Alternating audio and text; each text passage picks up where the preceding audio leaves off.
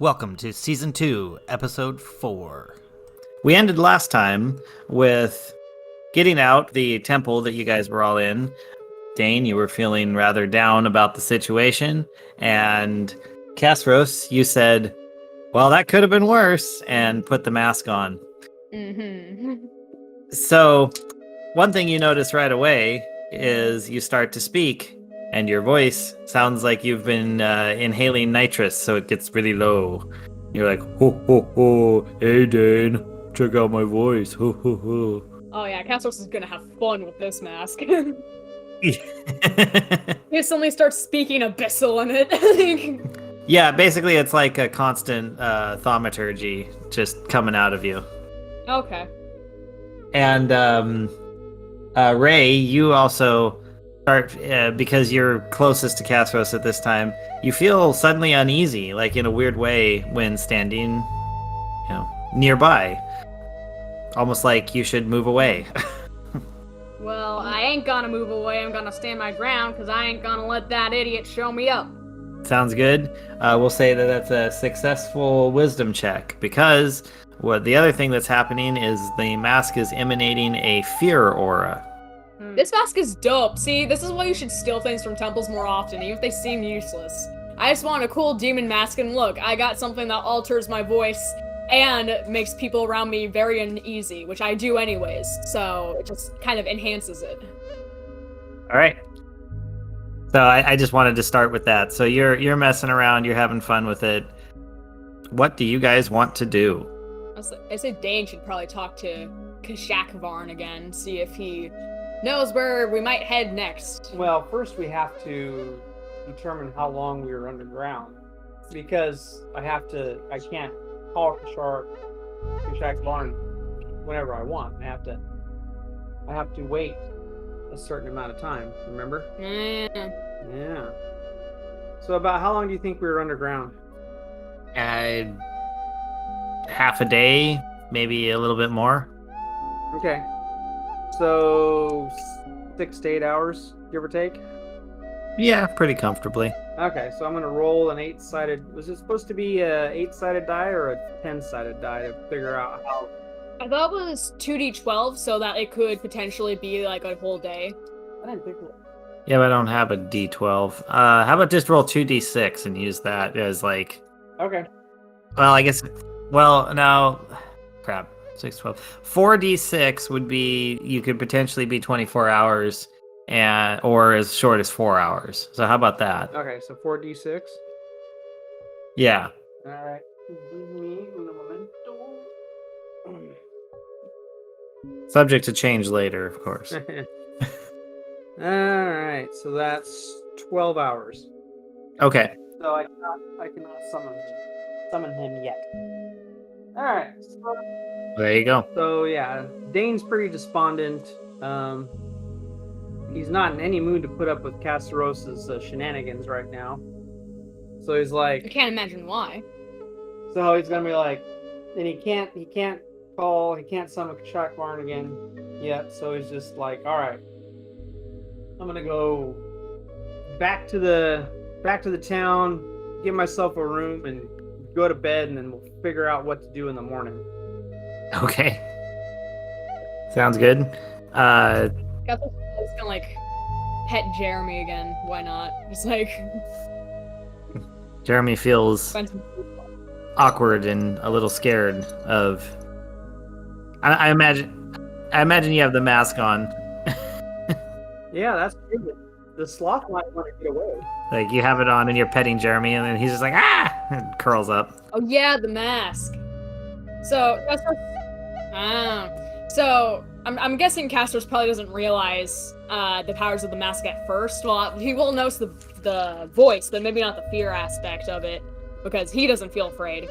So maybe he'll see Jeremy acting like that and kind of like, cause he knows Jeremy well, he loves Jeremy to pieces, so he knows when he's not behaving normally. Okay. So he'll probably take the mask off then and go scrounging for food for Jeremy to kind of cheer him up again. All right, sounds good. So you peel the mask off and go and forage. There we go.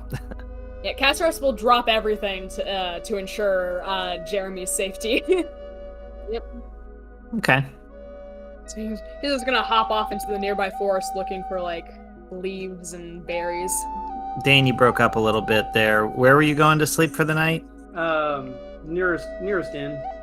He's gonna go. Nearest inn. Well, that'll be all the way back in the town, the big one. Yeah. Yep. Okay. That's not that far away. I mean, No. this temple's right outside the wall. Yeah, it's not far. You know, over the hill and through the woods.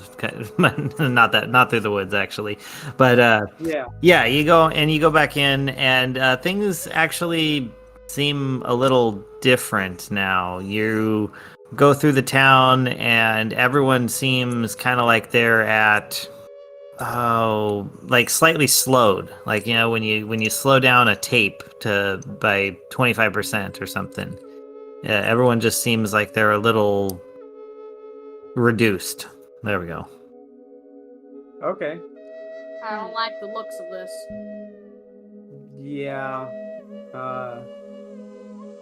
Dane doesn't either, but he doesn't know what to do. He's completely lost, so he's just going to stomp into the nearest inn and order a room and get some beer.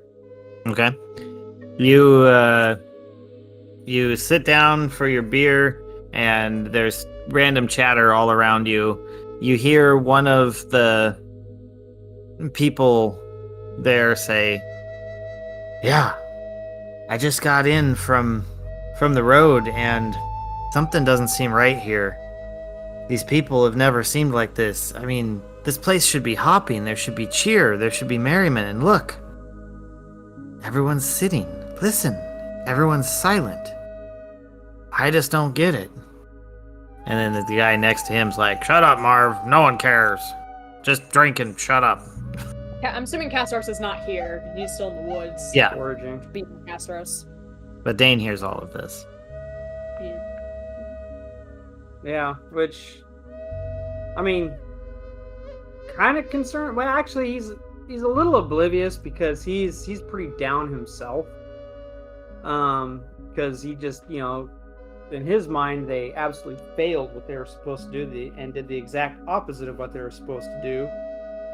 So he's just kind of, you know, nursing his beer, staring off into space, and, you know, like I said, he's totally completely lost because he has no idea what to do. All right. What's Ray doing right now? Ray's just following you around. Oh, okay. So are you sitting at my table? Yeah, You drinking a beer too? of course I am. So what do you think of this talk and the fact that everyone is kind of down and unhappy? I don't like the looks of it, for one thing, and something tells me we have something to do with it. All right. Okay. So does everyone seem like they're like moving slower? Yes. Like literally, like almost as if they're going through a viscous fluid all the time. Okay. Are Ray and myself just moving at normal speed though? Yeah, you guys seem fine. So did the other people, the guy that was complaining and his buddy. Oh, so they're not moving in a viscous fluid then, huh? We should investigate. No. Oh, okay. All right. Well, I don't think Dane's gonna notice that. Maybe Ray will, because she seems to be a little bit more alert than Dane does. Well, I'm gonna go over and interrogate them. Okay. Like, what were you doing about an hour ago, per se? Who's asking? Me, I'm asking. Now, cut the crap and tell me my answer. I don't mind. Here, have a sit. You seem the only person worth talking to around here. Everyone else is, well, they're just not lively. Yeah, that's what I'm trying to figure out. Well, yeah, me too. Well, I just got in off the road, part of the trading caravan, and, well, everything was pretty good on the road. I mean, things were feeling a little weird, just, you know, kind of a queasy thing in my stomach, but other than that, everything seemed fine, and then I get here, and everyone's acting like this. Your buddies that were on that caravan, they with you? Yeah, well, Marv here, he was on the caravan with me, and I think the other guys are, down around the corner, maybe in the other tavern, or who knows, maybe they just decided to sleep under the wagon. They also feeling mighty fine when they entered here. As far as I know, we're not big on the sharing of feelings.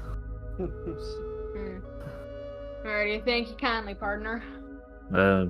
Ma'am? I go back to Dane and report what I figured out. So it seems to me that anybody who was out of town at the time isn't infected. Yeah, that kind of that perks Dane up a little bit. He's like, okay, interesting.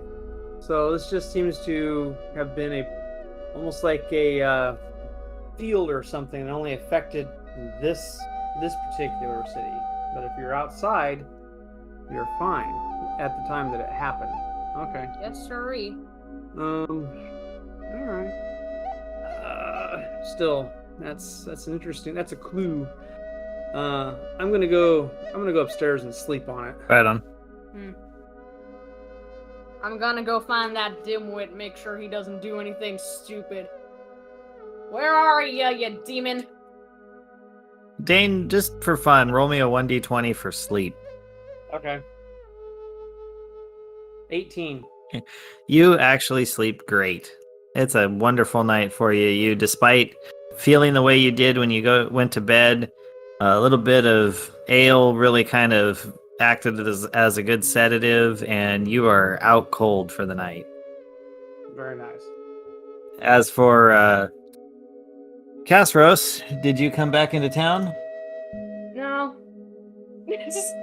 Okay. Just no. So Ray's just out wandering the streets looking for you. You're like, screw it, I'm not coming into town. Yeah. All right. So he's probably like, since he's kind of felt like more connected to the moon and kind of infatuated by it almost, like it gives him like a rush. So he's probably either gonna stay up all night or he'll sleep outside where he can see the moon. Okay. If he were to wake up. So probably somewhere in the trees after he's like properly fed Jeremy and whatever. Just for curiosity, are you anywhere near town? Like you can kind of see it from where you're at? He can see it from where he's at. Okay. As you are jumping around and looking at the moon and feeling it, something catches your eye. It's a sudden glint and a shine, and you realize it's the reflection of a moon on the roof of a warehouse in the distance. Is it close to the city or? It's just outside. Looks like more of a storage area, not part of the main core of the city. Alright. It piques his curiosity. He'll like pat Jeremy to let him know that Jeremy can kind of fall asleep again, and he's gonna hop on off towards the warehouse, see what he can investigate around there. Okay.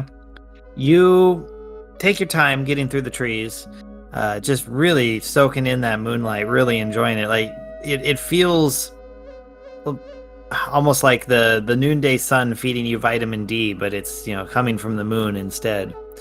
And as you approach, you see this building that is, well, all the buildings here are in the open, but this one particularly, bathed in moonlight, is just, it feels extra bright to you. Like, this is a dark night. It shouldn't be this bright. And it's just calling to you almost. But it's just like a normal warehouse. Or it appears, at least. You look at it, and it's a warehouse. Alright. How big? Good sized. Let's call it 80 by 80, roughly. Okay. Is there a door? Yes, there is a large slider door. Looks like someone has constructed the ability to ride whole wagons inside. Okay. And then there's a smaller walk door over to the side. He's gonna try the smaller walk door, see if it opens. You give it a rattle, but it appears to have been barred for the night. There's a latch mechanism on the outside. Simple, but it seems to be very effective. What about the big cart door? The big cart door, you go to push it, and you feel that it is locked against the wall from the inside.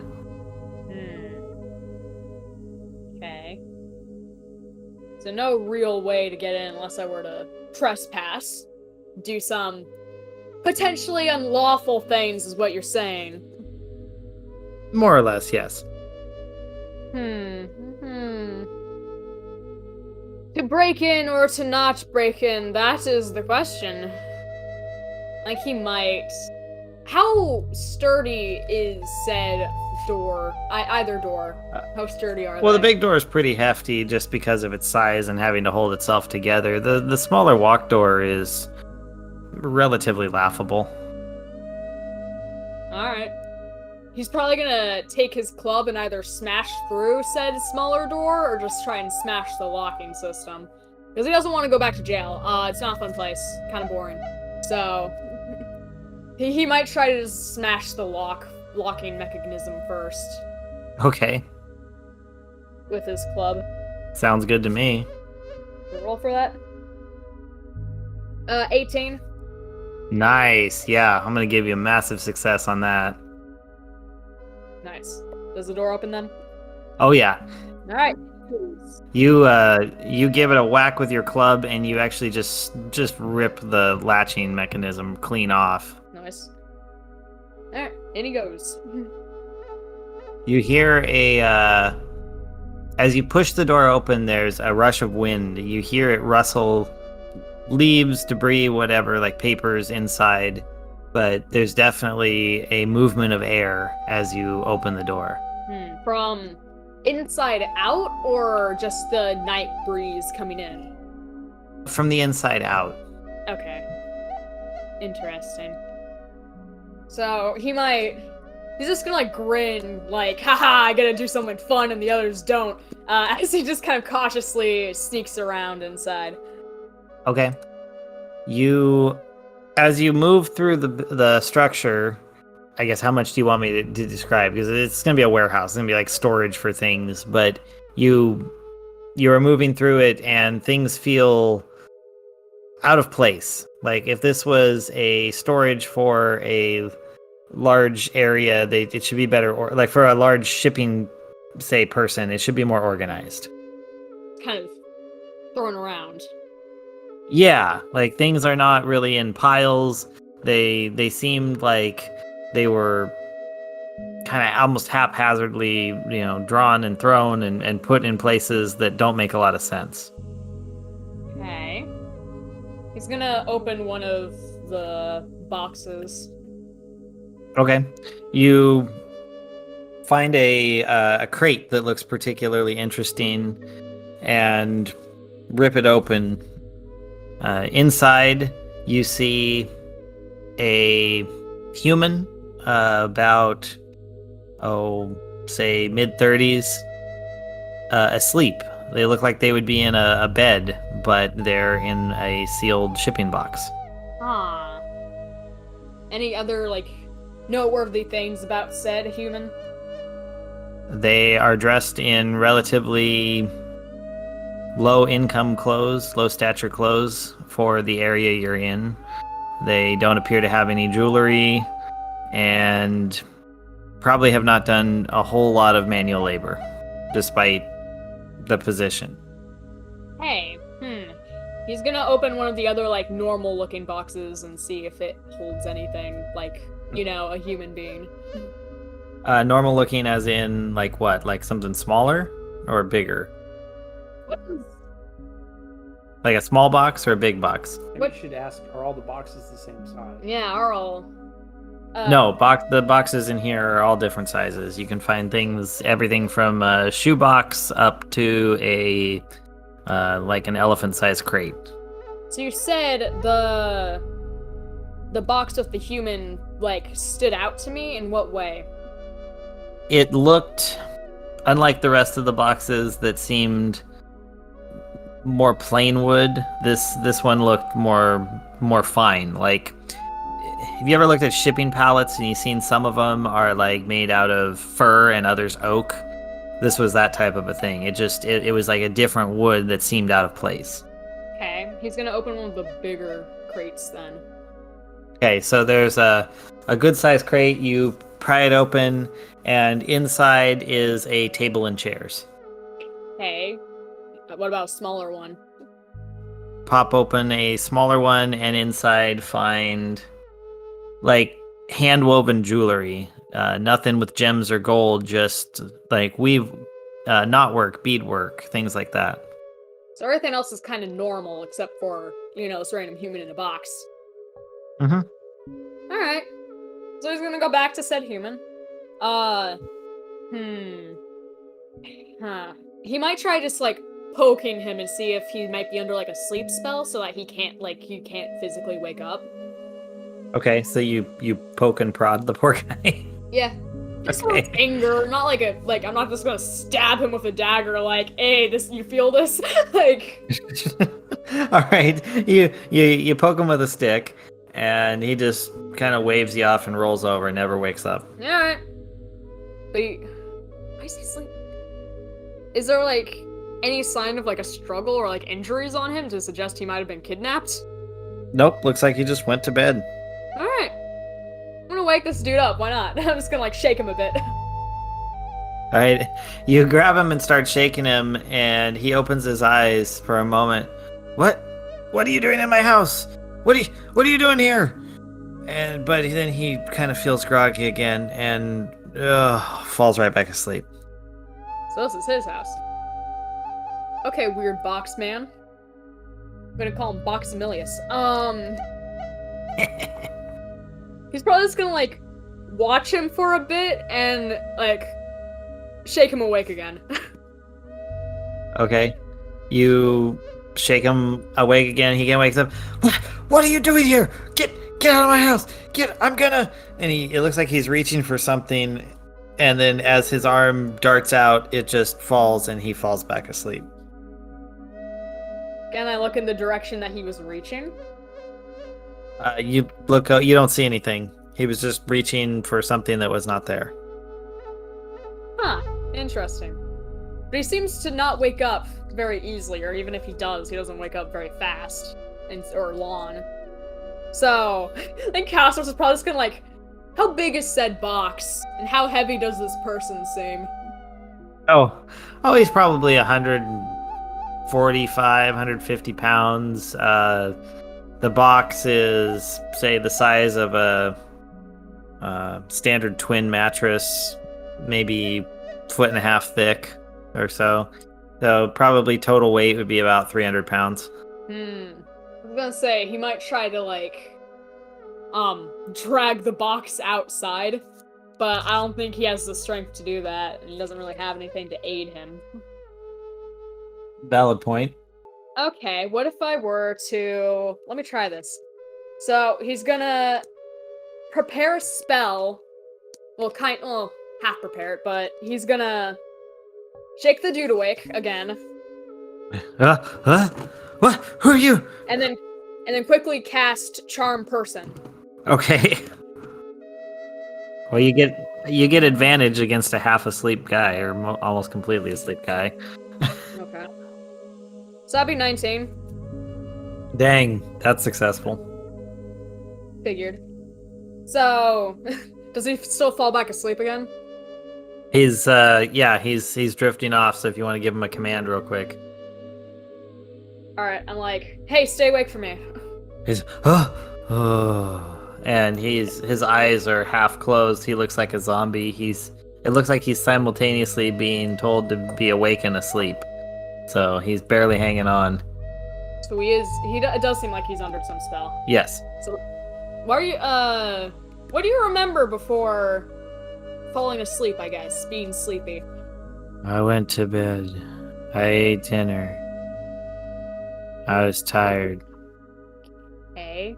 Oh, everybody else is slow. Well, Castros doesn't know that. Is this your home? Because maybe he might just be, trying to wake up and he still thinks he's in his house, but he's not actually grasping the surrounding area, so... Is this Well, he's a human, so he doesn't have, dark vision or anything, so Yes, sleep, house, mine. Can you walk with me really, really quick, and then you can sleep again?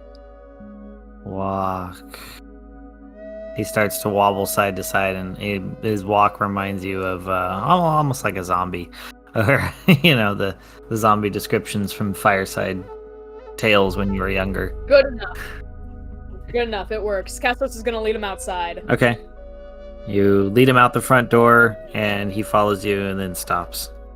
All right. I'm like, okay. You can go back to sleep again, but if I make you wake up, then you have to stay awake for me. Okay? Okay. And then he tips over sideways and is asleep on the ground. Perfect. All right. Castros is gonna search the box he was in, as well as any of the other surrounding crates. Okay. You go through the box he was in first, and don't find anything really out of the ordinary. It just seems to be bedding. The crates closest to him, the first one contained what looked like a nightstand with a couple personal belongings on it, a small candle in a holder. Looks like it's probably what he brought to bed. There's a little book, like a pocket book, and a clothing pin. It's like all of his belongings, then. Yeah, basically. Interesting. So it does seem like he might have been kidnapped. I don't know. Maybe it's normal for humans to sleep in boxes and warehouses with all their belongings also boxed up. Maybe I'm the weird one. So, after discovering nothing, really, then he's gonna go back to the guy and wake him up again. Okay. You roughly, I'm assuming just slap this guy awake. Yeah, at this point, Castros is having fun with it. He'll slap him awake. What am I doing out here? Yeah, do you recognize this place at all? The road? It's the road to my house. I think. It's a road. It is a road. That is indeed correct. What about this warehouse here? Where did that come from? That doesn't... Where am I? Do you recognize that city? And he'll point to said city nearby. Well, yes, that's... Yeah, this is... I see it every morning when I get up. I mean, this is the road that I live on. And he starts looking around, kind of bleary-eyed, but trying to find out. He's like, where's my house? This should be my home. So his house was just turned into a warehouse. Or replaced. So your home should be where this warehouse is?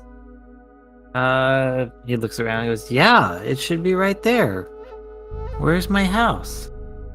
Yeah, you were sleeping inside of a box and all your other... I'm assuming your other possessions were boxed up beside you.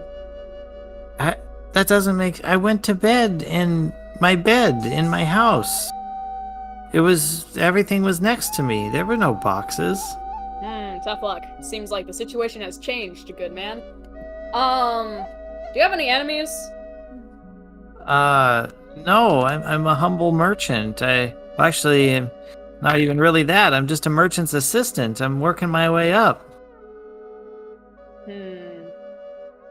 How about this? You should go into town for the night and stay at an inn there. When you're not so sleepy, we'll figure this out in the morning, okay?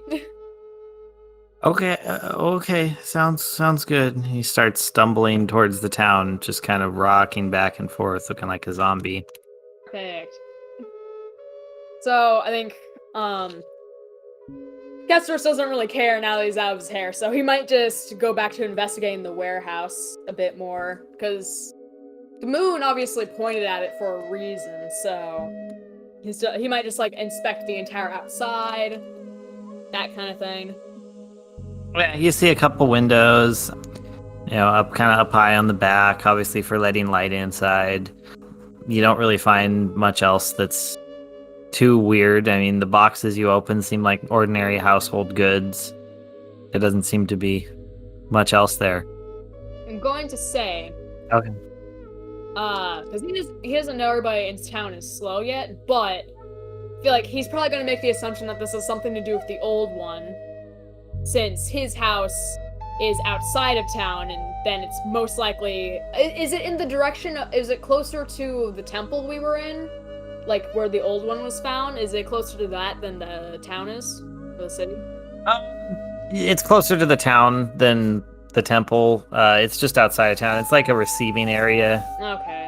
like that type of thing. Well, maybe it's because the town has walls, so he was more defenseless, more so. I feel like this is definitely some form of magic taking over here.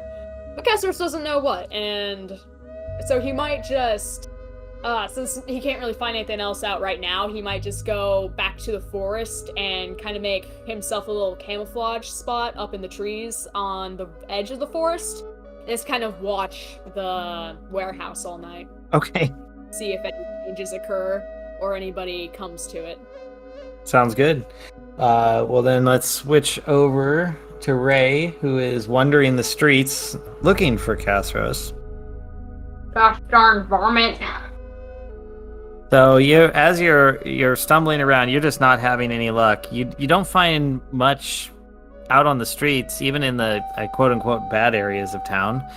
You'd expect to see thugs or something, and even there, they just seem subdued and not willing to do anything, kind of slinking into the shadows. At one point, you even run into a plainly dressed human who's kind of walking like a zombie towards the tavern that you just left. Here. Oh yeah, as a note, Castor's charm person spell should end in about an hour, and when it does, then he'll know that he's been charmed. Okay. We'll just say that he makes it, Ray just ignored him, and he makes it to the end, gets a room, and as he's laying down in the room, the charm person wears off, and he's like, damn it, what the? And then he falls asleep immediately. Perfect. Just thought I'd mention that. Awesome. Ray, is there anything you wanted to do or add to this? Well, he's on his own for tonight. I head back to the inn and sleep. Okay. You followed the guy back at some point, and yeah, you sleep for the night. Alrighty. Well, the next morning, let's actually start with Castros, who I'm assuming you nodded off sometime, in the ultra early morning before sunrise, so you'd actually get some sleep. Yeah.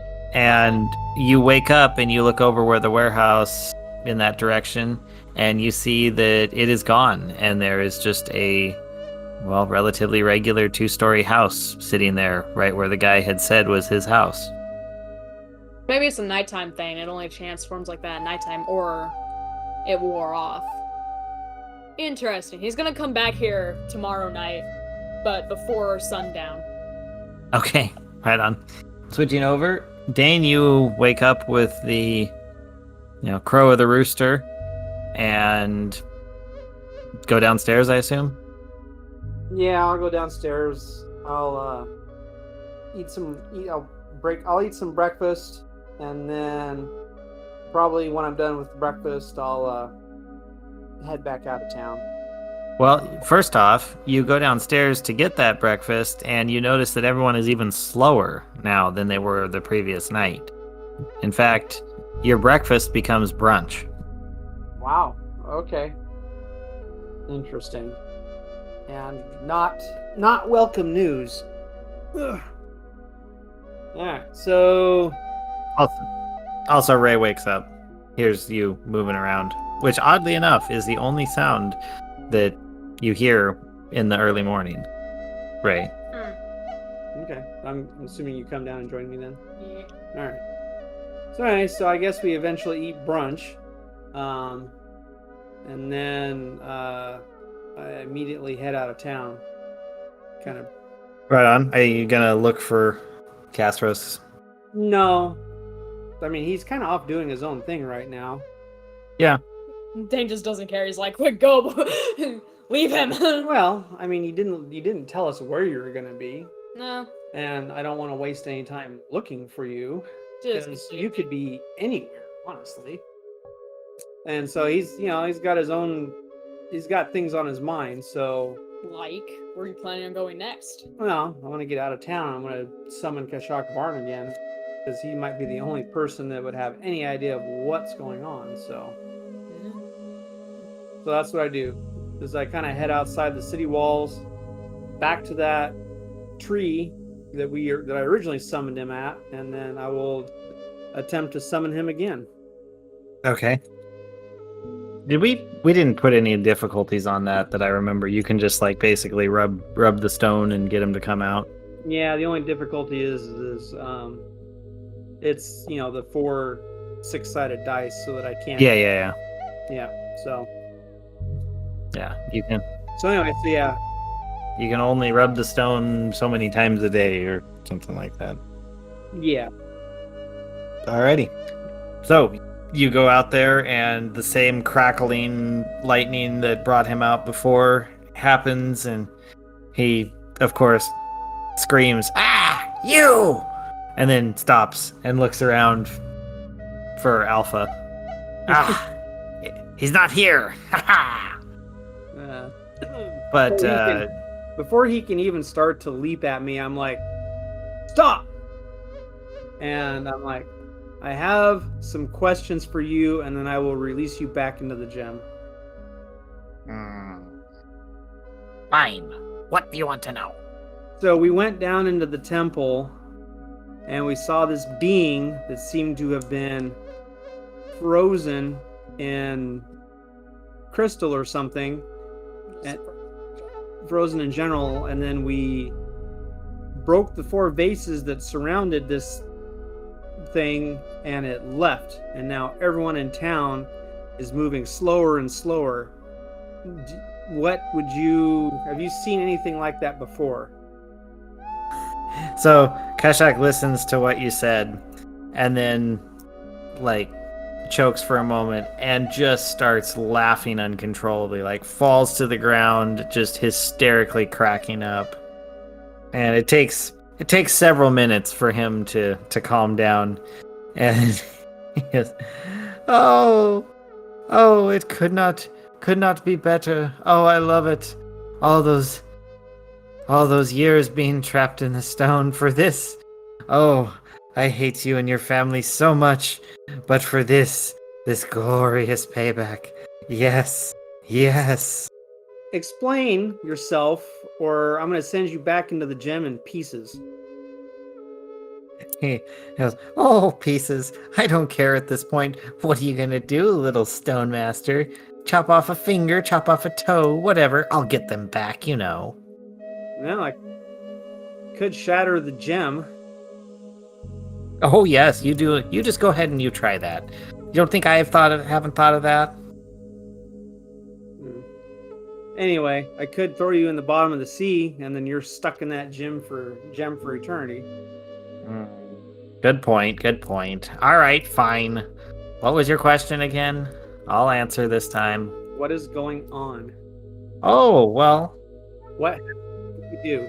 I would say all hell broke loose. You let out basically nightmares. Yeah, nightmares. I think that puts it in a good context for you. Was that an old one that we released? Oh yes, most certainly. That was a bloso. I'm amazed that you actually made it back here and didn't go mad, or, were crushed to death. How the heck did you get out? I don't know. Everything went black, and then we just ended up back here. Now that's interesting. Interesting in what way?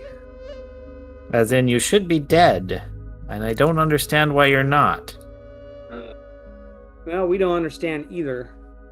Probably Cassos has the best understanding of it since he was listening to the tooth. But you guys don't know he was listening to the tooth, so you know nothing. Yeah, I haven't exactly been sharing either. Why would he? Okay. So how do we go about trapping a bloso again? Oh, you don't. Once he's out, he's out. You basically you're gonna need to get some help if you want to do anything for retrapping, recapturing, anything like that. All right. What kind of help do we need to be looking for? Do we need to go find some god that's willing to help us? That would be a good start. Do you have any suggestions? Not off the top of my head, but divine power is divine power, and it's got to be better than, well, whatever you consider yourself to be. All right. All right. Well, that gives us at least a direction to go in then. I release you back into your gem. Gee, thanks. As he turns to dust, giving you a raspberry. All right. So I'm going to roll here real quick. And what is that?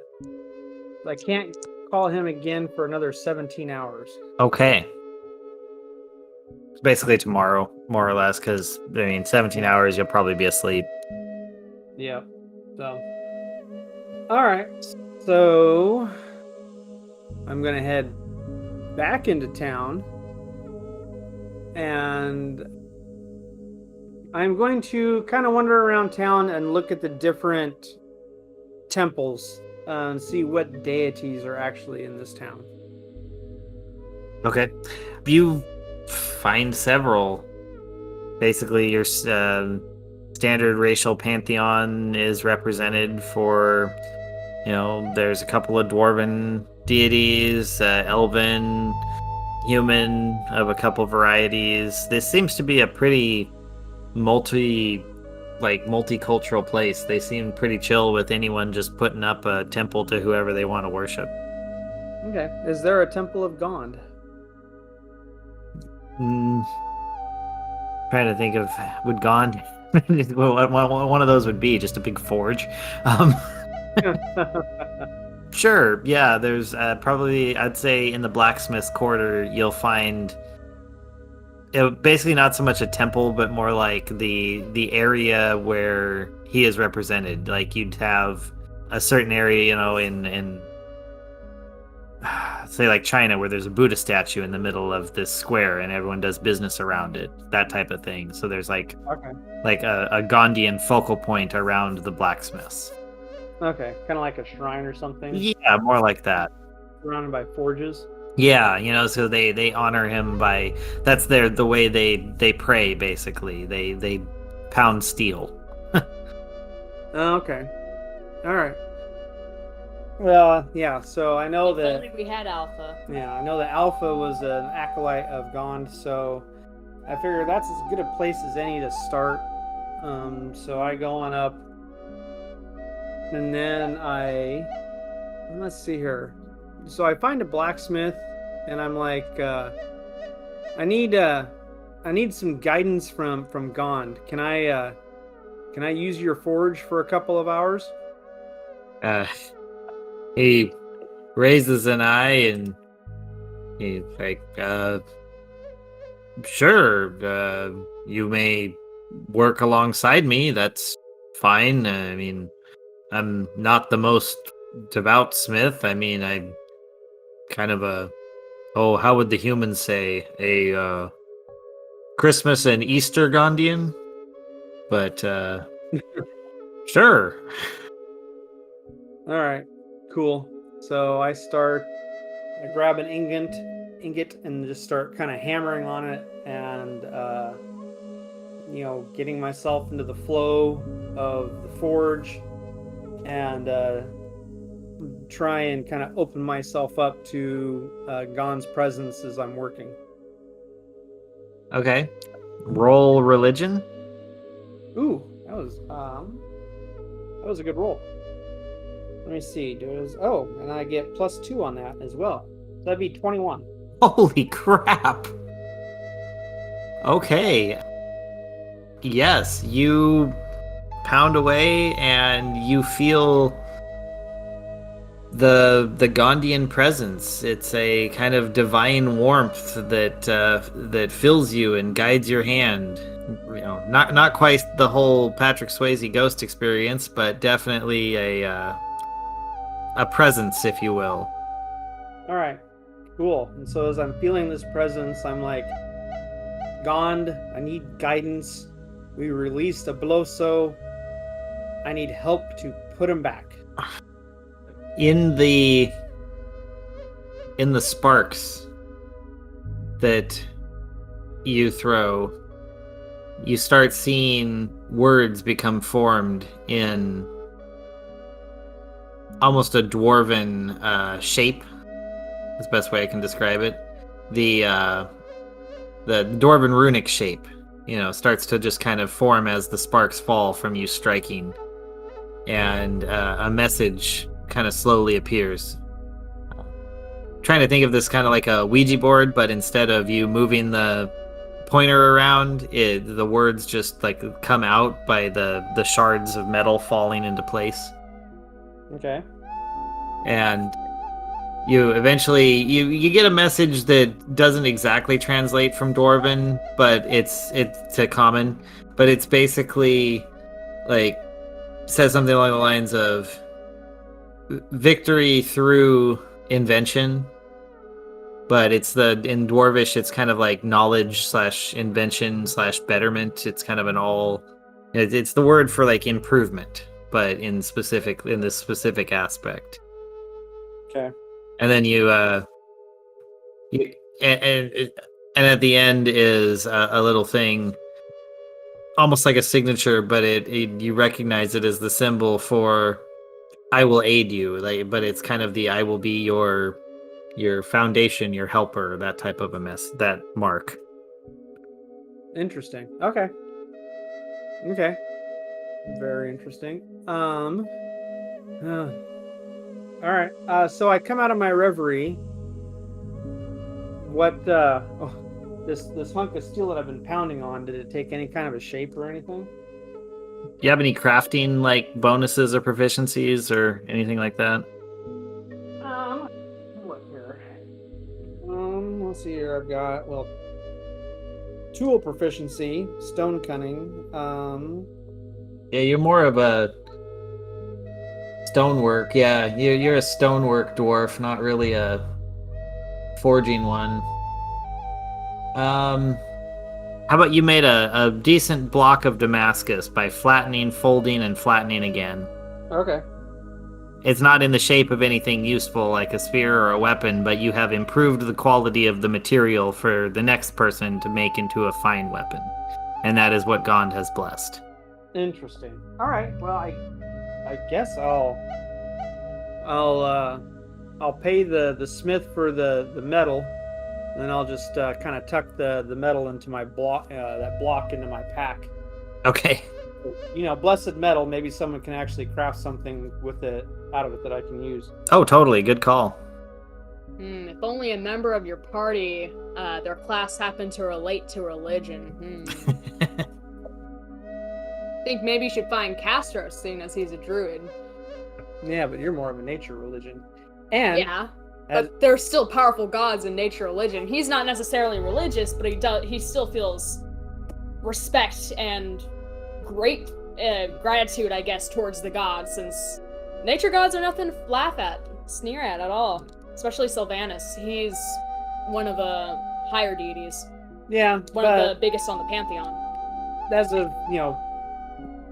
up to this point in time, Castros has not really done a whole lot to gain Dane's trust. So he's not going to seek you out because you haven't been 100% helpful. So I feel like if it were an end of the world situation, you should trust Castros. Trust someone that stole the demon mask and the demon mask has been cool. And then carried around a tooth that might have, helped set a Bloso free. How was he supposed to know? You don't really know about that. Well, yeah. No, I mean that's a good point. But generally speaking, Castros has just kind of been a kind of our version of Loki. Yeah. Which doesn't exactly scream, "Hey, I'm going to go to this guy for help." I feel like there's some points where you kind of gotta trust in people you don't necessarily want to trust in. No, that's not the way it works. You have to earn trust. You're not given trust. You have to earn it. Castros did heal you that one time you fell, though. He gave you the good berries. Yeah, I mean, that is true. So, You guys are just sticks in the mud, and you don't get his roundabout way of doing things. This is true. Anyway, all right. Well, I guess while I was doing this, Ray? What were you doing? Well, I'm not really sure what to do about this. This ain't really in my department. But I suppose I would probably try looking for Castros to see if he's found out anything. Yeah, I feel like Castros, since morning has come and the house seems back to normal, he's probably gonna head back into town. Because at this point, he kind of just wants to almost brag, but not really, to everybody else. Like, guys, guess what I did last night? Like, I found this thing last night, and whatever. For once, he wants to share something because he was the only one who partook in it. Kind of thing. And he doesn't really have much else to do in the forest at the moment, so he'll regroup back in the city. Because he doesn't know you guys have left the city at some point. He thinks you're still in there. Well, yeah, but I mean, You're in there now. And we're back again. Actually, speaking of what, before I leave the smithing area, I am going to cast around and see if any of these blacksmiths actually have a set of lockpick tools that I can buy off of them. Let's see. Trying to think of if this would be the type of group that would do that type of fine tool work. I would say that you're gonna get a gruff reception in this area because these guys are gonna be like, "Oh, that does not glory Gond, and this is his place of worship. You want one of the lessers, the god of thieves, or perhaps some, agnostic Gondian." Okay. So I shrug, thank them for their time, and I kind of wend my way into kind of the seedier part of town looking for an establishment that just might happen to deal in something like that.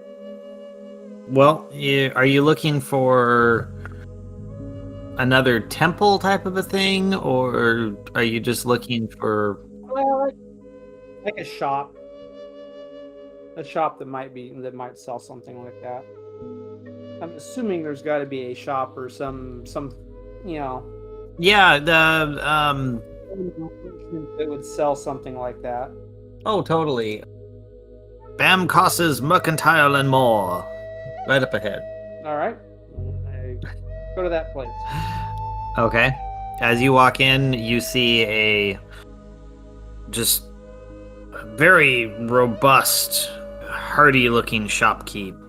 The guy is massive. He looks like the Thing from the Fantastic Four movies.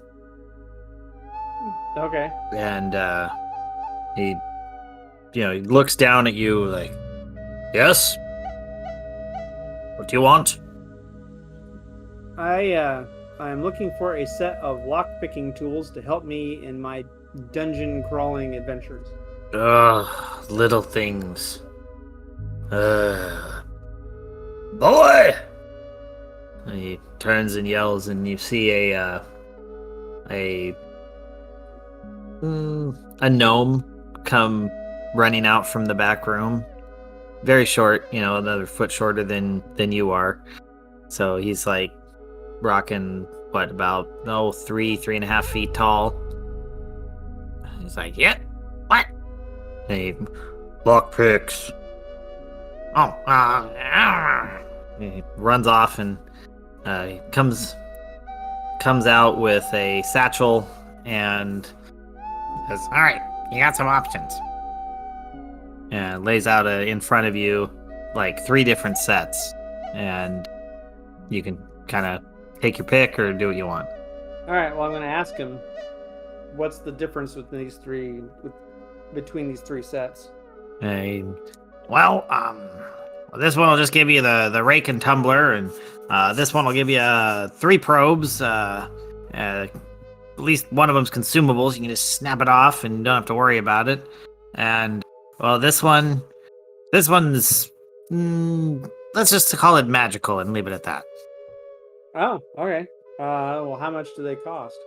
Like, well, if you just want the basic one, I'll let this go for like, say like 5 gold for this. This nicer set with the consumables, I can't let it go for any less than 30. And if you want this really fine set, I mean, this is gonna be like 300. Well, I can't afford the really nice one, which is too bad.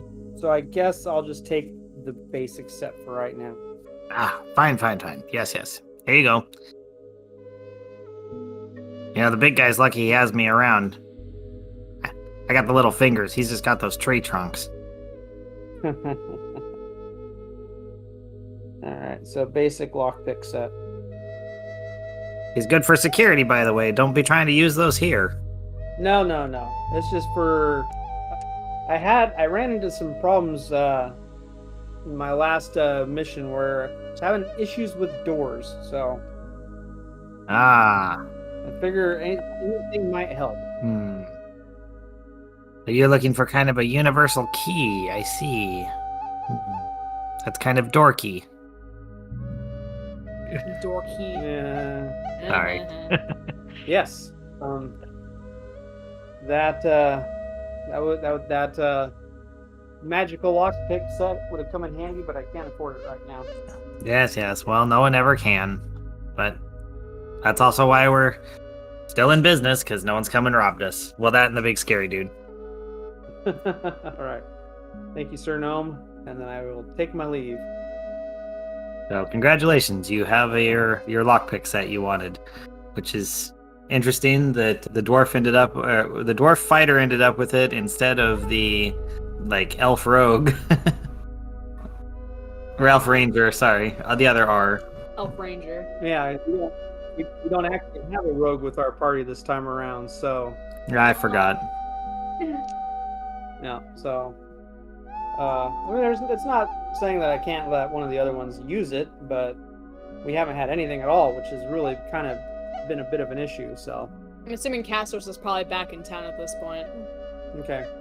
Well, I'm gonna go look for Ray, and Ray's looking for Castros. This is your benevolent GM! And this is an ad break. Thank you for listening.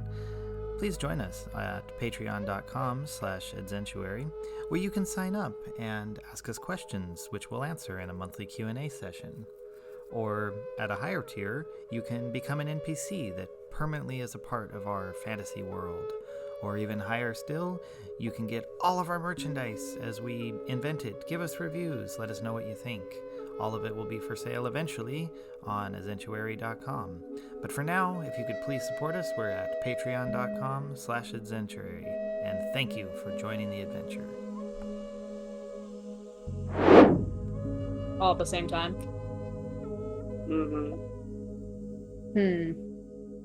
Interesting. So it's coming from the temple. Okay. It's the outside the city in general. I'll just say by random chance, you stumble upon each other. Anyways, does Castros notice the slowing too as he's now in town? Yeah, about all at the same time. And also, so you had gone pretty far into town at that point, pretty far away from your initial meeting. And when you were deep in town, you didn't notice any of the slowing that you had noticed before.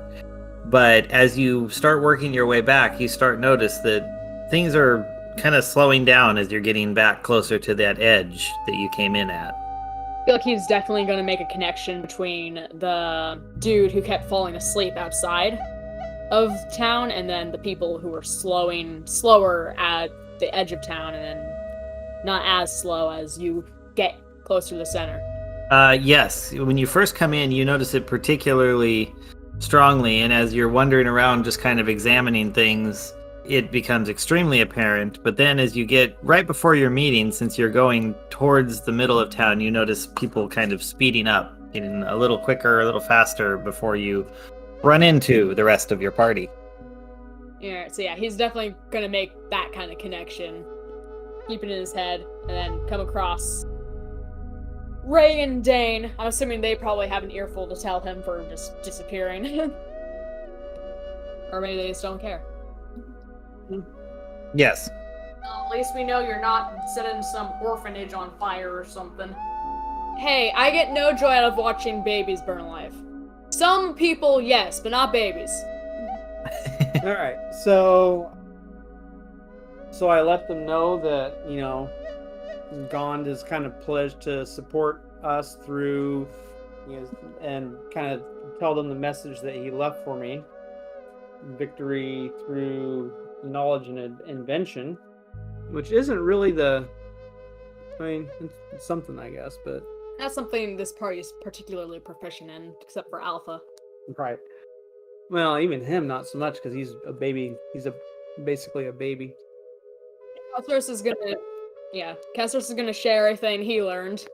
And like the warehouse and the moon kind of calling to him, and how it turned back the guy who was inside and kept falling asleep, and how he's made the connection between the slowed down people and the guy who kept falling asleep.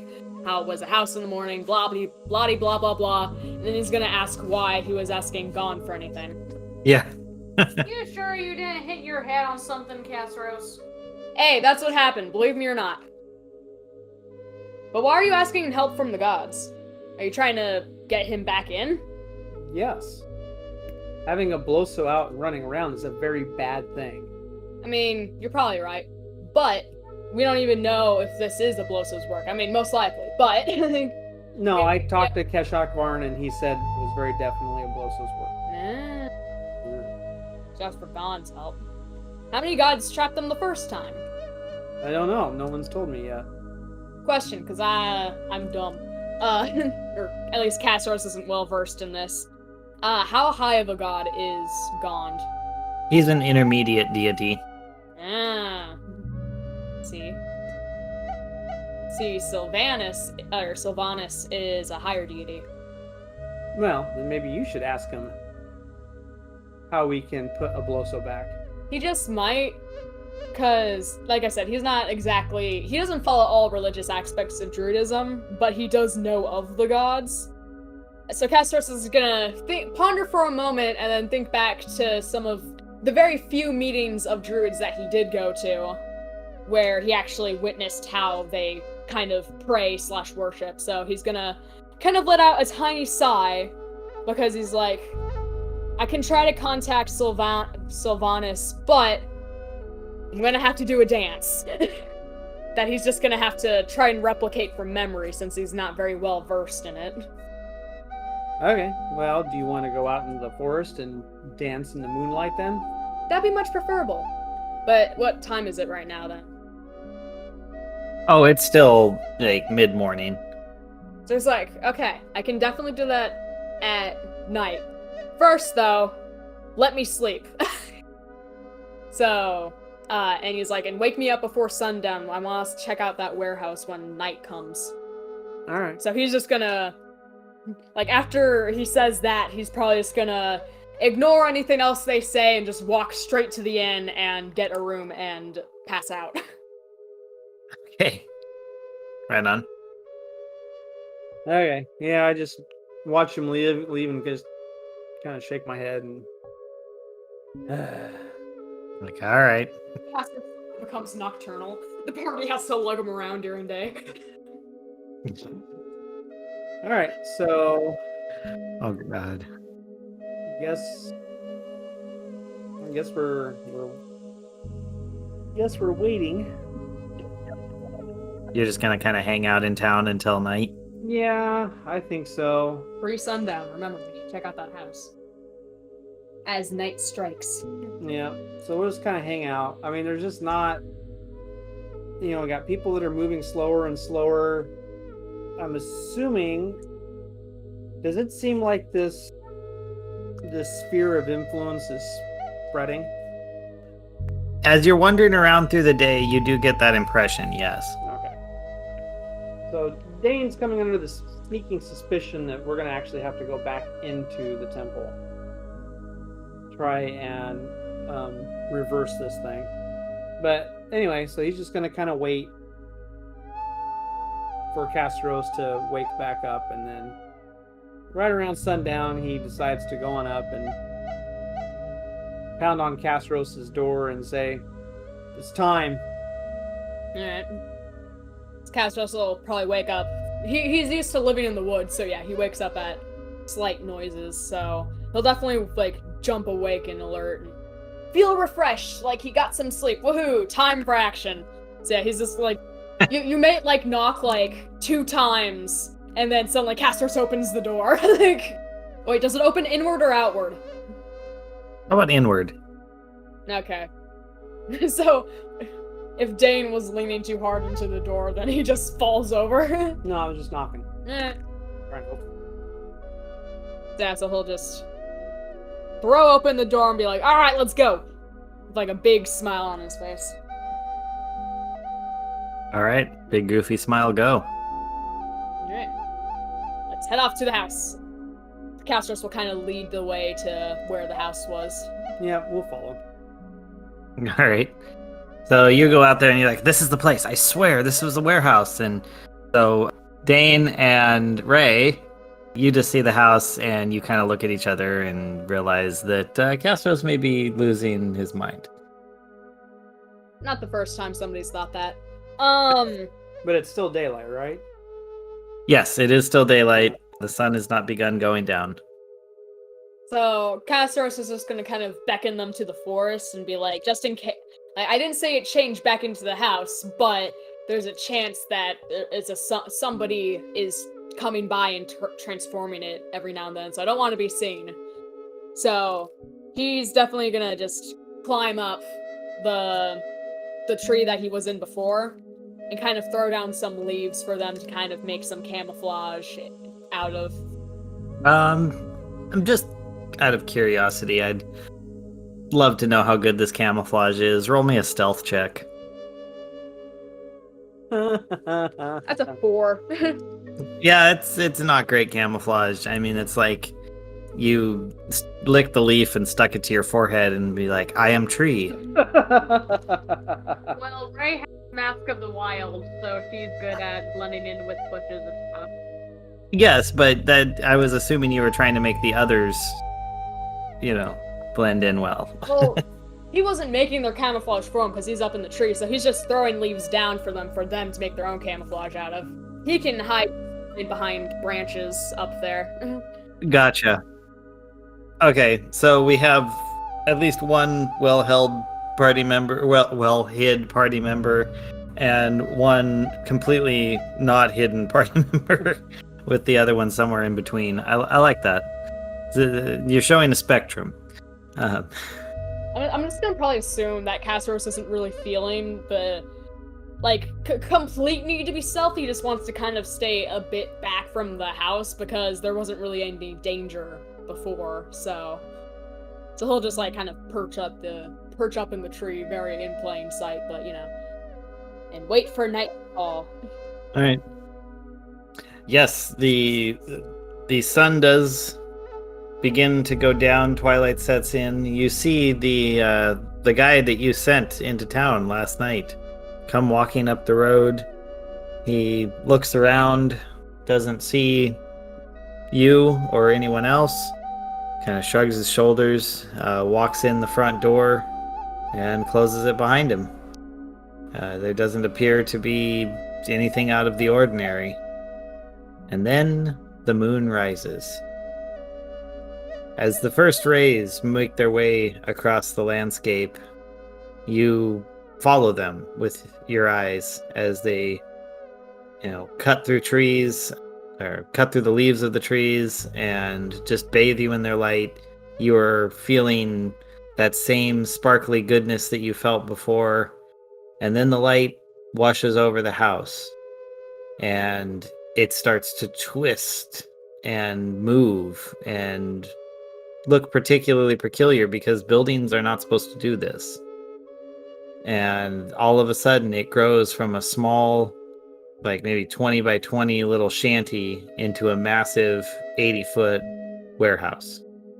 So now that he's sure that it's not actually somebody doing it, but more so probably a spell on the house, he's gonna climb back down the tree and kind of whisper talk to the other guys told you. Well, what do you know? The whack job wasn't crazy. Oh no, I'm definitely crazy, but not about this. Alright. Well, what do we do now about this? So did you check all of the crates last night?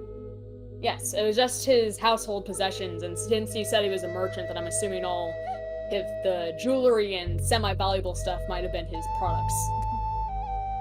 But nothing, you didn't see anything that might potentially help us in our quest. Nope. Huh? Other than for some reason, the box that held him was strangely intricate. Well, this might be a good idea for you to try and commune with Sylvanas. Yeah, I guess you're right. He'll kind of either he'll try to walk a bit deeper into the forest, find like a moonlit clearing or something. All right. Does he find one? Yes, you find one. You definitely are successful with that. I'm just giving you that. I'm sure you'll be able to successfully find a moonlit clearing in a massive forest on a full moon night. So he's gonna. What kind of check would this be? He's probably just gonna copy probably a religion check, but he's gonna copy the dance moves he's seen other druids do in order to meditate to Sylvanas and contact him, type thing. Well, in that case, we better do performance as well as religion. Okay, well, the religion check was a 22. Oh, God, yeah, well, you're nailing that part of it. And performance is a 16. It's not bad. You perform a song that you heard another druid performing in his right. It was, he was going, do a little dance, make a little love, get down tonight, get down tonight, Perfect. That was just the coolest song that Castors had seen performed, so that was the only one he could remember at the moment. Well, it was either that or this is the dawning of the age of Aquarius. Anyways. Yeah. At least it wasn't play that funky music. No. I mean, if anything, I wouldn't go there. I mean, maybe never going to give you up, but yeah. Anyways. Is he at least semi-successful, though? Yes. You did well, and the moonlight shines a little brighter, and you get the feeling that you are being looked upon. Nice. But like he'll kind of channel everything he knows of being like a druid, feel like the power of the nature run through his feet, like moving the beams of light of the moon through his hands and his movements, kind of flow like the wind, grow like the branches and leaves, very poetic. He'll just feel one with nature like druids do, and put the power of interpretive dance. Yes, put all of the power, the true power of nature that he feels all the time through his movements. Ask him how we deal with the Bloso. Oh, he doesn't necessarily think he's in contact with anything yet. But he might he will think, like, questions that he needs answering, like how do we deal with these people, and how do I like correct the mistake with a Bloso and that kind of thing. He'll just like ask it in his mind's eye kind of thing.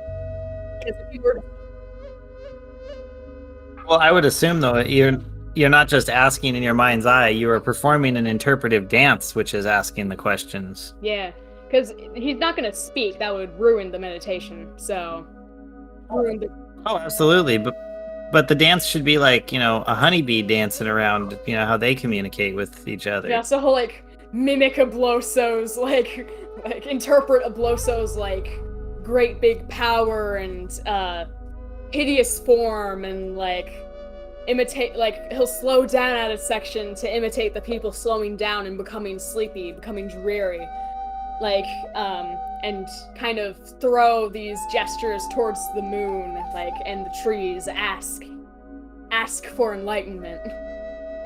There is a sudden gust of wind and a rustling of the leaves and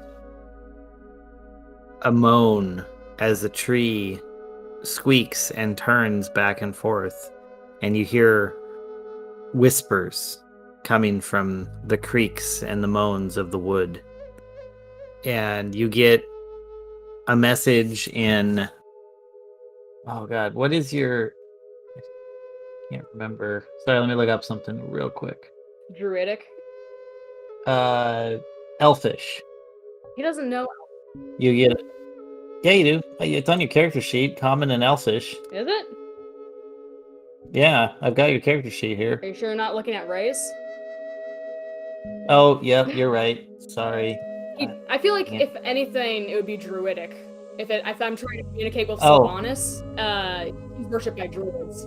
Well, hold on. I see. Wait, no, I see common, draconic, and infernal. Well, as a druid, he automatically knows druidic. Okay, so basically, that's like the growls and the grunts of the animals, and Yeah, it's basically a language spoken only between druids. That kind of thing. okay, Like, I get it. It's like Radagast squeaking at the mouse and stuff like I that. suppose so.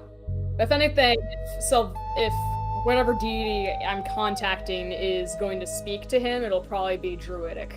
All right. Okay, then I completely agree with that. That's a great argument for it. Yes, you get a message, and it comes to you from all of those squeaks and everything, and no one else can understand what's coming through. But to you, you basically get the message of you cannot be communicated with directly on this plane because interference is forbidden. Interference. But it comes through like ants often ask for help, but it is forbidden for you to crush the mound of their enemy. So ants often ask for help, but it's forbidden for you to crush the mountain of their enemy. Yes. So it basically means we can't expect a god to all of a sudden show up in a flare of light and deal with the problem for us. I'm assuming that's kind of what the interpretation is. Nature itself has your back. Alright, well. So basically just trust in yourself. Or the god that you're praying to. Probably. Well, I don't know if Sylvanas has the time. He's a higher deity. I don't know if he has the time to directly contact me, but there's multiple nature deities, so it could be any of them. I don't know what he doesn't, like I said, Castros hasn't really done this before, so he probably isn't completely sure which deity he is talking to, but he knows he's getting enlightenment. Yeah, you accidentally ended up talking to like Bacchus or Dionysus or something. Yeah, there's a few. Alright, well, okay. Anyways, so he's probably gonna end the dance off, and I've kind of imagined that while he was dancing, he probably had his eyes closed, and he was just kind of feeling what was around him. You know, true interpretive dance way. So he's gonna open his eyes again, and turn to his companions and be like, my gods can't help us, basically. That does us a lot of good.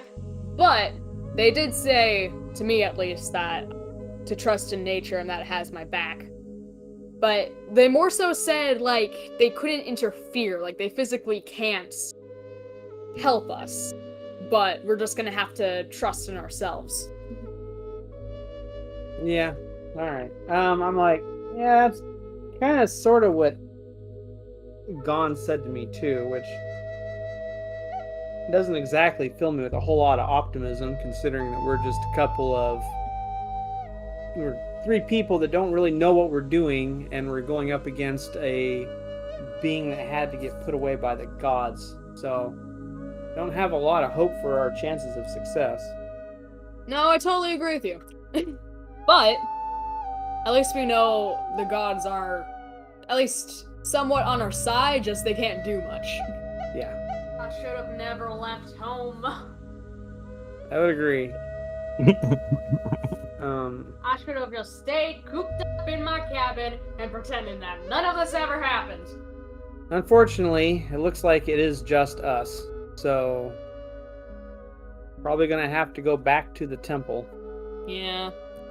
I feel like Castros, after like completing that dance and getting enlightenment from his gods, might become a bit more religious, druidically speaking, after this, just because I feel like, well, Castros is, you know, a trickster and whatever, he's somewhat, I guess well impressionable I guess, because that's how he kind of became a druid in the first place. Was he just saw an active true power from nature, and was like, I want to do that. So I feel like after that dance, he's like super starry-eyed and everything, and he kind of feels like he can conquer the world. Like he just feels like a rush of pure energy from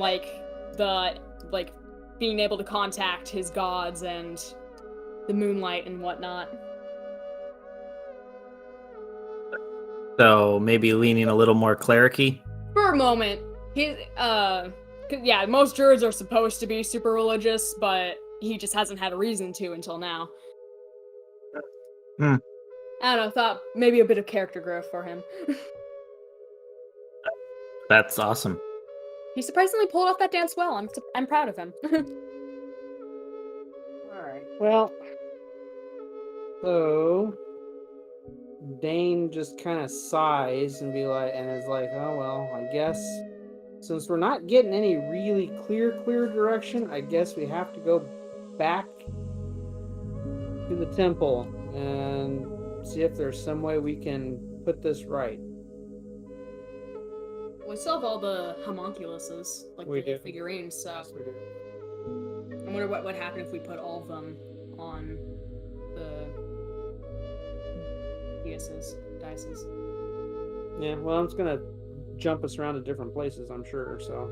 Oh, yeah. But eventually we'll run out of temple. Eventually. So. Alright, well, yeah, so I guess we make our way back to the temple. All right. As you begin to approach the temple in the distance, you notice that there's a lot of movement around it. Okay. So you're still decently far away, but you can see there is activity. Okay. Okay, keep going. All right, as you get even closer, you notice that there are quite a few people here. Obviously, people from the town. You recognize the dress as being people that you were around and interacting with, and they all seem to be actively doing various things, moving stones, going in and out of the main door,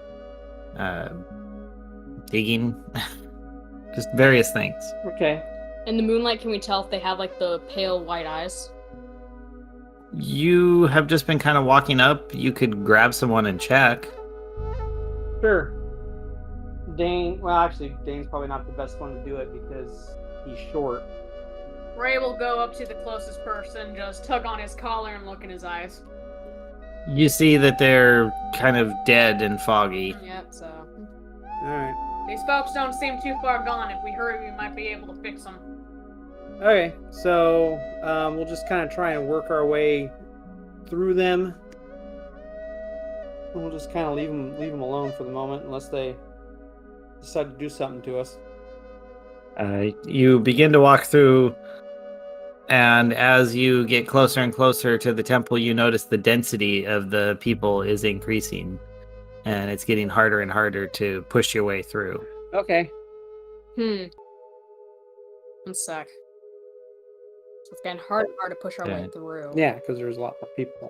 Yeah. It's starting to be like Calcutta. Give me a sec. Sorry. I was waiting because you said give me a sec, so I figured I'd wait. I was researching for a tiny bit. I think so. We're just more and more people, and it's hard to get through. Yes. Castros is gonna put on the devil mask. Ooh, good idea. As you pull it on, the people start to part and move out of the way. They almost just instinctively will not get within like 10 feet of you. Nice. And just for fun, because it's Castros, he's probably gonna like hiss something in abyssal at them as he passes. All right. So you're just gonna work your way in. Yes. All right. So you work your way in down the middle. Everyone is just parts and moves out of your way, and then closes right back up behind you. And you find yourself. I'll just stop right here for the moment in the main worship chamber, and there's that giant carving up above, and the tunnel that goes down in front of you. Okay. Well, we will take that tunnel. Right on. Okay, let me bring up my notes for that. Alrighty. You enter the tunnel. You go down, and unlike before, when this corridor was filled with cobwebs, it is now very clean and well kept and used. You can hear footsteps all around you echoing through the tunnels, and there's just the place is alive with activity. Great. That's not ominous at all. Okay. Well, we just kind of wander on down. I think we're gonna make our way to that first room that had the diocese in it. Okay, you remember your way pretty well. Although before you follow the path you had followed before, and if you recall, you had climbed through where you tore down a wall, and that wall has been since rebuilt. So you cannot get through there, but you remember it wasn't far to that room. So you just kind of see people walking around through the hallways, and I'm assuming you'll just follow. Like, Yeah. there you go. All right. So yeah, you see a guy go through a couple doors and halls, and you work your way down, and eventually you do find yourself to that first room where you had fished out the little homunculus from the well and sat him on the little mini throne. Is it still there? It is still there. That's nice. Okay. So is this the one that has? I'm trying to remember what kind of room. Is this one that has the archway to the north? This is, let's see. Yeah, a door that goes to a door on the north wall in the west corner. Let me double check, make sure I'm on the right room. Is there kind of a storeroom to the south? Yep, that's it. So the room you're in currently, there's 3 doors. Came in the one on the north side. It's on the north side of the room, so you were walking south on the but kind of the west corner. There's another door. There's 2 doors on the east side of the room, one on the north corner and one on the south corner. I'm trying to remember what we went through last time. Last time you had come in through the door in the northeast corner. After coming down the tunnel that had the desiccated corpses nailed to the wall. Okay. I'm just looking at the map that I drew, and it is not helpful at all. Oh yeah, aren't the masks somewhere near here then? I believe so. Neat. I think Casper might go look for the masks and see if like the different masks do different things. Just because. I think that oh no, that was a different level. That was the next level down. Ah, darn. Alright. Okay. Well, I guess this particular room, these doors, were there some that we hadn't gotten to the first time around? Yes, I believe you did not make it. Yes, you did not go through the one on the southeast side. Okay. Well, we're just gonna have to kind of start all over here. Okay. And you just came in the one that came down the north. So if I can give you a quick refresher, the one on the northeast corner will take you back up that hallway and back to where the magic mirror was that gave you those prophecies. Okay. I completely forgot. And the south. Well, I'd have to go back and look it up. It's in the episode. Listen to your episodes. Yeah. No. So northeast, that goes to the magic mirror. Yep. We came in through the north door. Yes, the north west door. Okay. We got one south. Yeah, on the east wall, south corner. East wall, south corner. We haven't gotten to that one yet. You have not gone through there. And that's the third door, and then we also have the diocese with the homunculus. It is here, yes. Okay. So let's try let's try the southeast door there. All right. You go through, and the first thing you see is in the center of the room a familiar figure, a troglodyte. It's got the same eyes as the workers who are around it, encircled in. I mean, and this room is large. It's like 30-foot square. He's in the middle, pointing and telling them in the kind of a growl, snarl, whatever, what to do. And these people and the people from the town appear to be doing something. And of course, as you come in, though, the ones that are near that corner scatter in fear to move away from you. And the troglodyte turns and locks eyes with you, Dane. All right. Question: since the troglodyte was kind of like hissing, almost like communicating with the other people. Could Castros recognize what kind of thing it was? You do not recognize it. All right, go ahead, Dane. Okay, so Dane sees the troglodyte, and he's gonna just, he's kind of all anticipating trouble. So, he has his javelin in hand, and he's gonna cast the javelin just kind of right off the bat. All right. Preemptive strike. He might attack me, so I'm gonna attack him. Pretty much. It's the Bush doctrine. Yeah. Well, I mean, we've already gone through this before. There's all kinds of bad happening, and we figure the troglodyte is telling these poor people what to do, so he's got to be part of the problem. Yep. So. That's a fair assumption. Yep. So I'm gonna roll my attack. That is a 15 to hit. That does not hit. You almost hit. It like flies right by him as he just turns barely, and just slides right by, like an inch away. Great. All right. Interesting. Okay. Mm-hmm. And he snarls and hisses, and people in the farthest side of the room behind him start to move towards you, but then get within that 10-foot, 15-foot radius and move back, afraid. What are you gonna do, Ray? Well, is that troglodyte now attacking you that you have now attempted to attack it? Don't Well, know. was trying to get the other people to attack it. Castros being a druid and all, does he know, like, the general challenge rating of the troglodyte?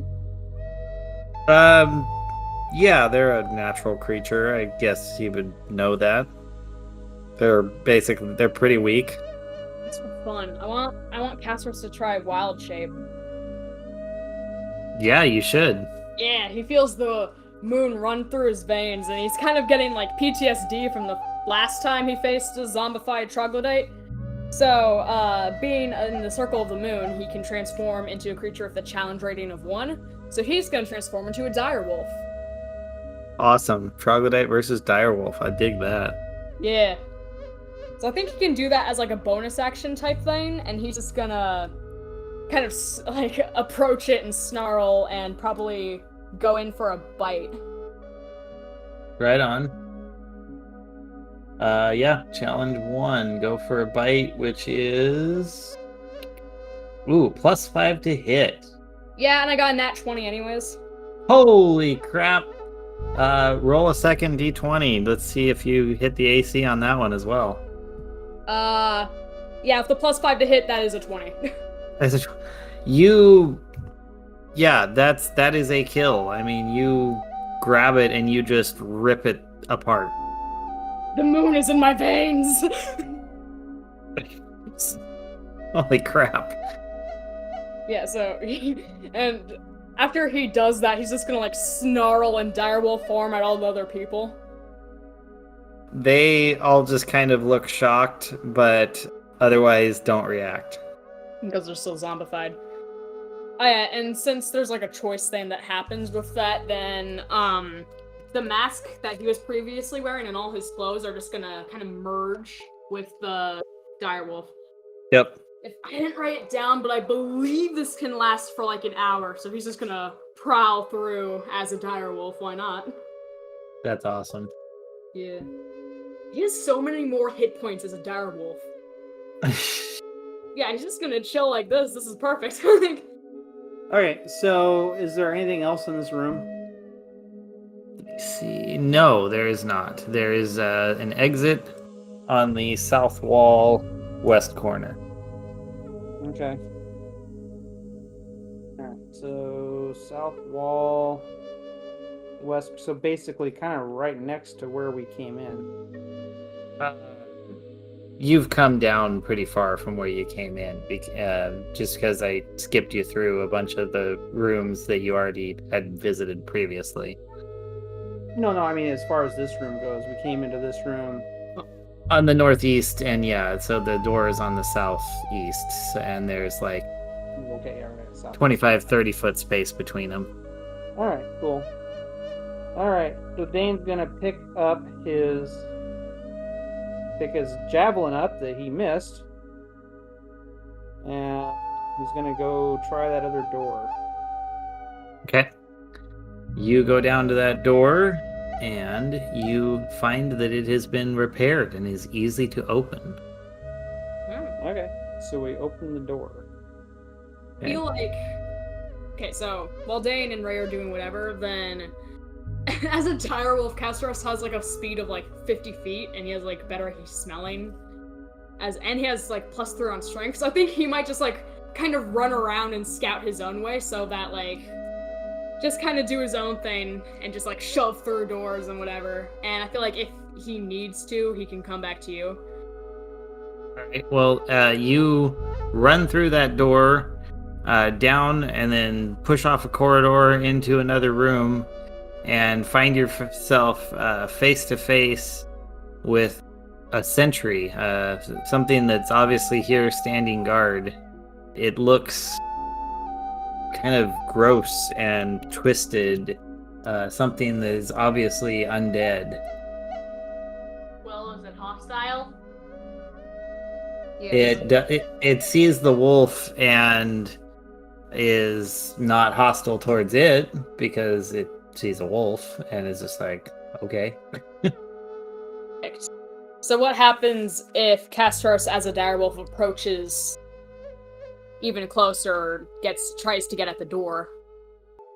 As you approach, well, let me double check something. So the door out of this room then is on the opposite corner. So you came in the northeast corner, you'd be going out the southwest corner.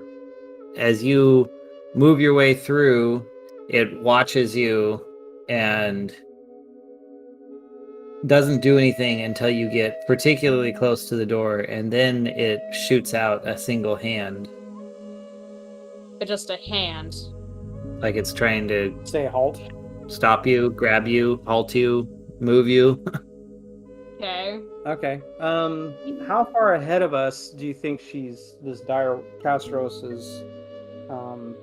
She cleared a good, yeah, well, let's see, probably, if you guys were just opening the door and Castros ran in, probably like a good 35 feet up, and then ahead of you.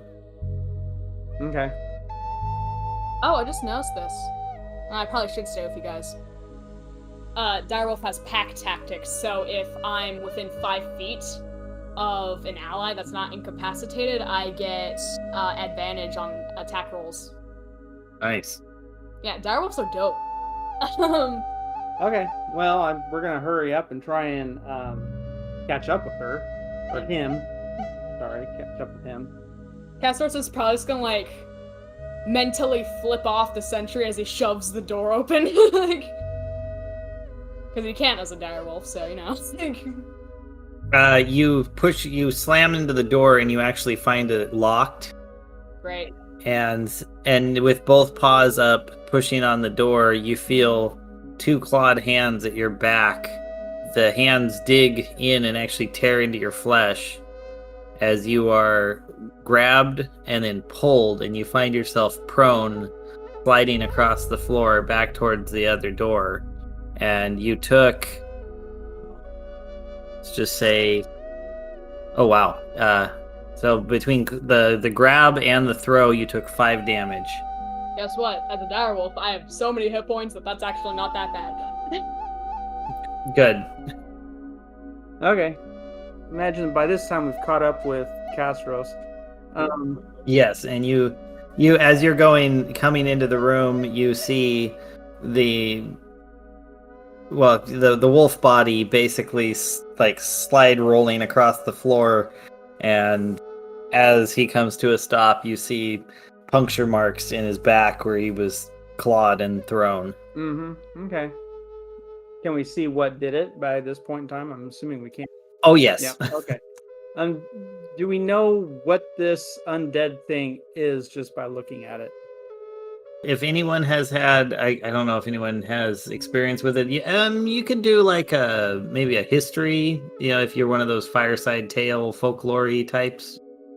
Let's see. Yeah. I mean, like Ray maybe would know just from kind of the past of being an outlander and dealing with other people and hearing stories. Well, Dane got a 14 on history. You definitely can tell that it is some undead thing, but you're not sure what type it is specifically. Okay. Ray isn't too good on remembering things, but she'll try anyway. Okay. 18. Yeah, you actually do say, I've heard about these guys. Call that a ghoul. That's not a good thing. Right. Okay. Well, let's see. Assuming Castros is still getting up, but as soon as Castros isn't prone anymore, he's definitely gonna charge it. Well, nothing to it but to do it. Dane's gonna toss his javelin at this thing again. Or not again, but he's gonna toss his javelin at it. Okay. Oh, nat 20. Oh, jeez. All right, give me the second one. Let's see how you do. 13 plus 5 to hit is 18. Oh, God. For once, we got the nat ones. Yeah. Yeah, you toss the you toss it, it goes straight through, pierces its heart, pins it to the door behind, and it falls limp. Oh. Perfect. Oh my god. Alrighty. So we got lockpicks. Who's gonna try to unlock this door? Yeah, I feel like Castros is just gonna in wolf form because he can't talk. Not till later in animal form. So he's just gonna walk over the door he was trying to open and just kind of scratch at it and look at his party. Like whine a little. Yeah. It's like, I wanted to open this one. Alright. Dane's going to loan his lockpit set to Ray because she has better dex than he does. What Okay. does Dex have to do with it? Well, I mean, Sleight of hand. yes. Alrighty, Ray's gonna try to pick this lock. 5. It does not go well. You're like, well, I mean, I'm good with my hands, but I don't have any experience in this. And you just decided to prove it. Just for fun, since as a direwolf, Castros has a +2 on dexterity, could he please try to pick this lock as a direwolf? You have no thumbs. He can use his mouth. Ray, if you want to stick the lockpick into Castros's mouth, I mean, you can try it. Yeah, Castros is just gonna look at Ray and kind of scratch at her and motion towards the lockpicks. Alright, This has got to be with disadvantage, by the way. I stick the lockpick in his mouth. So what'd you say? What'd you say, Ben? This has got to be with disadvantage. Yeah, I would think. Yeah, I think it would be funny. Ah, darn. So that'd be 10. Yeah, that didn't work out well. I mean, you tried. It was definitely comical to watch, but yeah, it didn't work. Darn, if only. still did better than Ray, though, even as a wolf. Evelyn would be so disappointed in me. I can't return home now. All right, well, Dane's gonna attempt to try it. I mean, he can't fail any worse than the previous two, so. I'll remember that, Dane. Well, maybe he can't. That is, I think that's just a flat out 7. 7? Yep, Well, that's just a 7. So, even as a wolf, Castros did better than his 2 humanoid party members. Oh, shut your crap. Oh, he can't talk. Right now. So what is this door? Is this a wooden door? it is. All right, so I was gonna say, like, Castros as a direwolf has a +3 on strength, so I almost want to see if, like, he just gets sick of it and just tries to bash it down. Okay. Dane's gonna hit it with his axe. As you're doing this, you do have also, just out of your passive perception, a couple of the human followers, servants, like, come down to that other door, just look in, take a step, get scared, and leave. But go ahead and hit it with your axe. Okay. All right, hitting with my axe. 17 plus 5 is 22. Wow, yeah, that's a great hit. Yes, well, he's not really happy with all these doors. They gave him a lot of trouble the last time around, so he's gonna be treating them with what's the Gusto? phrase? Extreme prejudice. Oh, okay. Yes. So as far as damage, that is 7 damage on the door. Yeah, you it's a wooden door. You snap it, like you break the lock like fasteners out, or snap the lock in some way. Basically, you hit it hard enough, you did a lot of damage and knocked it open. Sweet. All right. So we open the door. Ugh. It opens to a hallway in front of you, heading south. You, I'll just assume you follow it. Yep. Yeah, Castros will run ahead again because he has. Remember, you want to stay within 5 feet of us for pack tactics plus. Fine, but he won't be happy about it. Eh.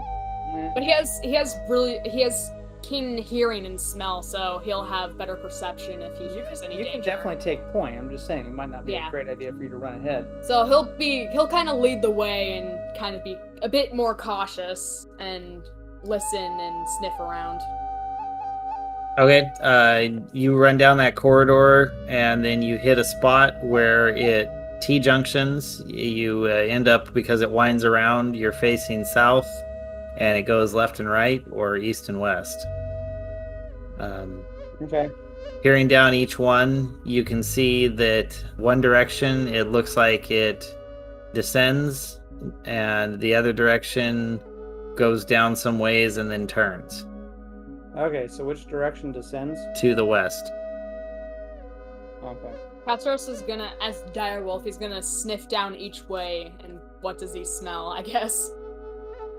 To the east, you smell like, let's say, like bones and musk, and to the west, you smell more like raw, open meat and like moisture, like blood moisture. So, something that's been freshly killed, or potentially a skeleton. I'd rather take my chances with the skeleton. Here we gotta explore everything. Yeah, So you wanted to take us east first then? yeah. All right. Because you guys don't know what's each way, and he Right. can't communicate with you, so he's just gonna kind of go down that way. He'd rather fight a skeleton than something that freshly killed something else, because it seems like that smells fresh, so. That just might make him hungry though. Fresh meat and Well, direwolf. as a direwolf, probably, yeah, but he'll also kind of sense danger with it. Okay. Well.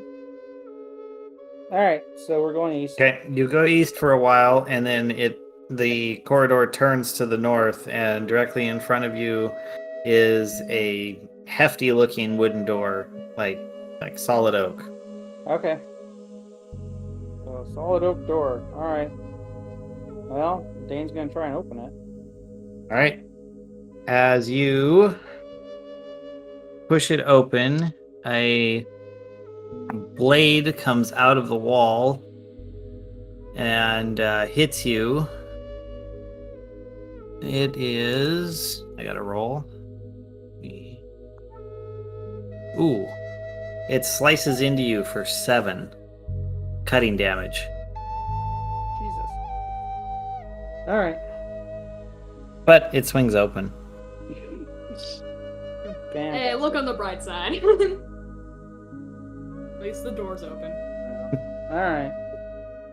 Castros can't really help Dane at the moment. He can't cast spells as a direwolf, but he'll make a mental note to make some good berries later, either after the spell wears off or until he kind of feels like, okay, I can stop being a direwolf. Like I've had my fun.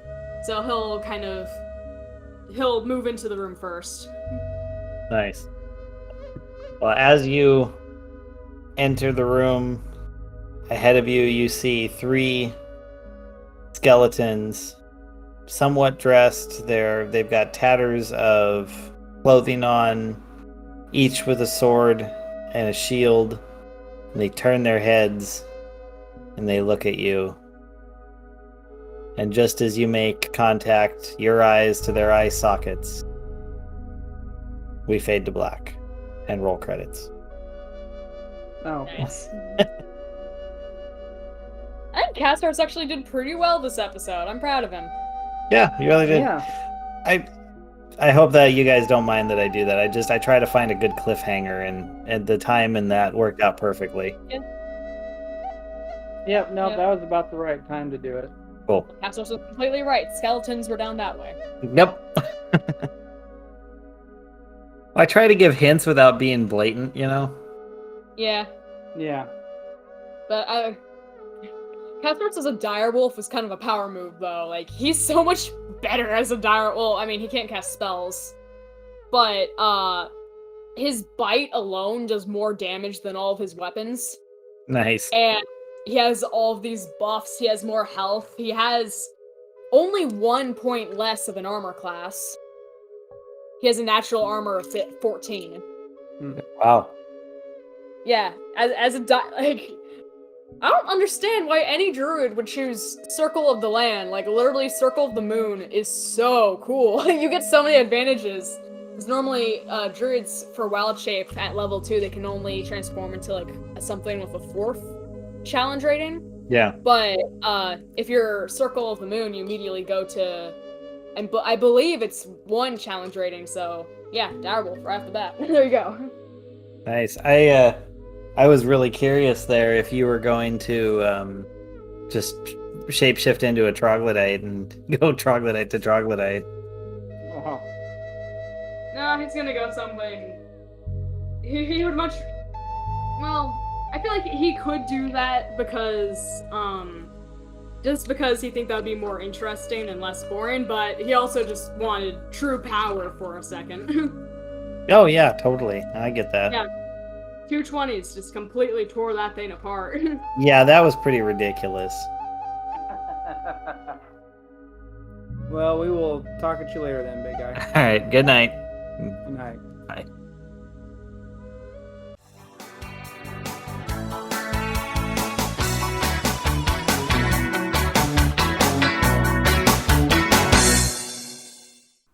This has been an Azentuary LLC production. Find us online at azentuary.com for character bios, merchandise, Patreon, and more.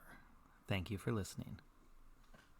So, like, if Castros just became, like, a normal-sized sloth, so it was just kind of, like, sloth on sloth, and he just kind of slowly crawled with Jeremy on his back, almost like a mama and baby.